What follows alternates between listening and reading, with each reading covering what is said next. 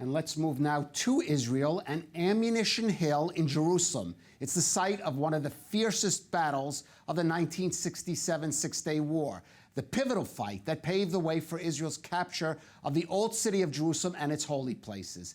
Now, the military museum at Ammunition Hill was recently modernized thanks to donations from the Jewish National Fund.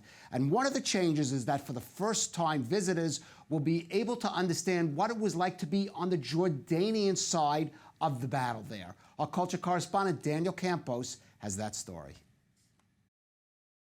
The myths, the legends, and the stories from the fight resemble an Israeli version of an episode of Band of Brothers, the bloody battle for Ammunition Hill, which cleared the way for the conquest of the old city of Jerusalem. The story of Ammunition Hill, the story of this battlefield, is a story of simple privates who led the way without having intelligence, without knowing who is waiting for them where.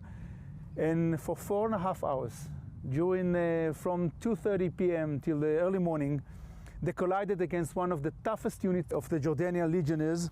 On June 6 of 1967, approximately 100 Israeli soldiers from the 55th Paratroopers Brigade 66th Battalion faced off against 120 Jordanian soldiers entrenched in a fortified military base. The Jordanians mastered the 300 meters of trenches and 40 bunkers originally built by the British when they ruled the area 20 years earlier. The Bedouins, the Arabs, they were armed to the teeth. They knew every centimeter of this maze of trenches. They kept on popping up from these small bunkers, from the junctions, and the paratroopers kept on pushing forward. Alon was 10 months old when his father, combat engineer Rami Wald, a reservist in the Paratroopers Battalion, was called up for battle.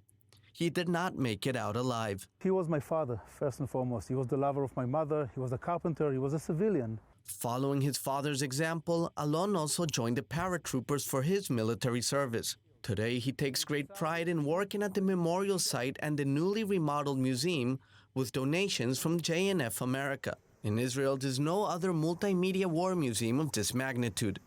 We are actually the only war museum in Israel. And we are the only war museum in the Middle East that decided to tell the story of the other side, to be as truthful as possible to the history.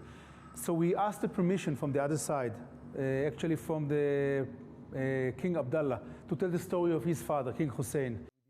I24News was the first media outlet allowed into a memorial currently being built in honor of the fallen Jordanian soldiers. It is still not open to the public, and it will be very short while we're going to open it. It was once the burial site where Israeli soldiers respectfully buried 17 fallen Jordanians soon after the battle. 36 Israeli soldiers and 71 Jordanian soldiers were killed in the Battle of Ammunition Hill. In 2002, without the presence of the media, Jordanian officers who participated in the battle for Jerusalem visited the battle sites along with their former Israeli enemies. The new memorial hopes to encourage more Jordanian visits to the site. And I must tell you that any given time, I would rather have back home a modest carpenter as a father than an admired war hero, which is absent. Daniel Campos, I24News. And if you do find yourself in Jerusalem, I really do strongly recommend Ammunition Hill a visit. Doesn't get as many foreign visitors, perhaps, as it should. Maybe now it will get more.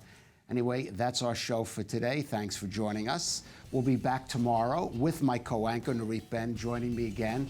So be sure to catch the rundown then. See you there.